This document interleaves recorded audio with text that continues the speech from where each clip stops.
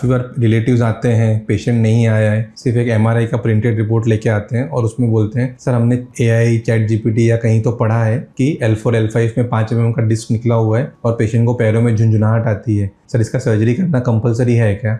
See it is not very easy कि सिर्फ एक प्रिंट देखा आपने, फिल्म भी नहीं, सिर्फ एमआरआई का एक प्रिंट और उसके बारे में सर्जरी जैसा बड़ा डिसीजन लेना बहुत ही मुश्किल चीज़ है। रिपोर्टिंग में क्या लिखा हुआ है वो बहुत ज़रूरी नहीं है। As a neurosurgeon, as a spine surgeon हम क्या देखते हैं, पेशेंट को क्या प्रॉब्लम है, मोस्ट इंपॉर्टेंट। एंड दूसरा, एमआरआई का जो फिल्म्स होते हैं ब्लैक वाले, ये दोनों में एक्चुअल प्रॉब्लम है कि नहीं और दोनों मैच हो रहे हैं कि नहीं। काफ़ी बार पेशेंट बोलता है कि उसे राइट पैर में प्रॉब्लम है और जब हम एमआरआई का फिल्म देखते हैं तो दिखता है कि जो डिस्क है वो तो लेफ्ट साइड में हल्का सा हर्निएट हुआ है। हर्निएट मीन्स उम्र के हिसाब से जो गद्दा है बाहर आके वो नस को सिर्फ इरिटेट कर रहे हैं। ऐसे पेशेंट में अगर आप सर्जरी करवा भी लोगे तो भी आपका जो सिम्टम्स है वो कभी ठीक नहीं होता है। So there are few criterias कब स्पाइन की सर्जरी करना कंपलसरी है।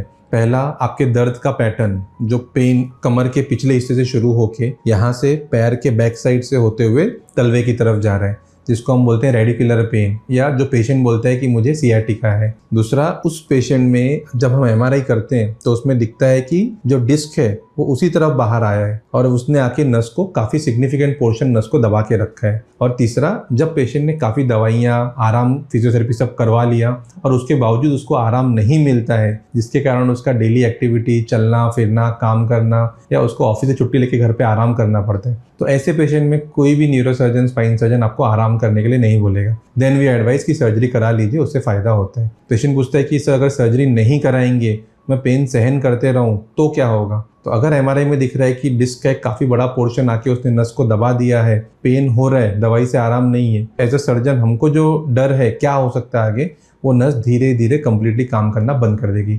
क्यों? क्योंकि वो डिस्क ने नस को इतने ज़ोर से दबा के रखा है कि नस में खून जाना धीरे धीरे बंद हो जाता है। अब ये नस जहाँ भी जा रही है, जैसे सबसे कॉमन L4 L5 वाला जो हिस्सा है, अगर इस नस को यहाँ ब्लॉक कर दो किसी कारण से, अब ये नस पैरों में जहाँ भी जाएगी, पंजा ऊपर लेना, अंगूठा ऊपर करना, ये जो फंक्शन है वो ज़ीरो हो जाता है।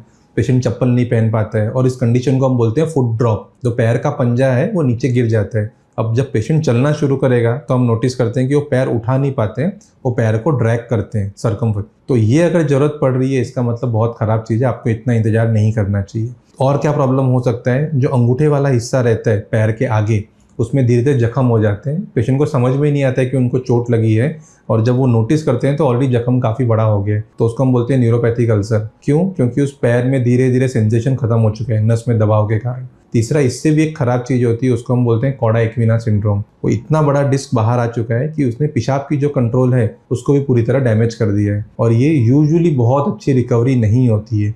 तो इसीलिए हम बोलते हैं कि जब भी आपको दर्द है, झुंझुनाहट है, 5 दिन, 7 दिन, 10 दिन में दवाइयों से, अपने जनरल प्रैक्टिशनर से आराम नहीं हुआ है, आपने आराम किया, सेक लिया, फिजियोथेरेपी लिया, तो और ज़्यादा इंतजार नहीं करना, तुरंत जाके अपने स्पाइन स्पेशलिस्ट को मिलना है। ये ऐसी कंडीशन है जिसमें आप मिलो, स्कैन करो, अगर उन्होंने सर्जरी एडवाइस किया है तो करवा लेना। क्यों? क्योंकि जो सेफ्टी है सर्जरी की वो बहुत ज़्यादा है, रिस्क ऑलमोस्ट ना के बराबर है इसमें। काफ़ी बार ऐसा होता है कि स्पाइन का एमआरआई, उसमें दिख रहा है डिस्क बाहर आया है, नस दब रही है, पेशेंट को दर्द है, डिस्क इतना बड़ा नहीं है कि उसको तुरंत सर्जरी करना है, बट पेशेंट के कुछ स्पेसिफिक क्राइटेरिया है कि मैं बहुत दिन छुट्टी नहीं ले सकता हूँ, मुझे काम पे जाना ज़रूरी है।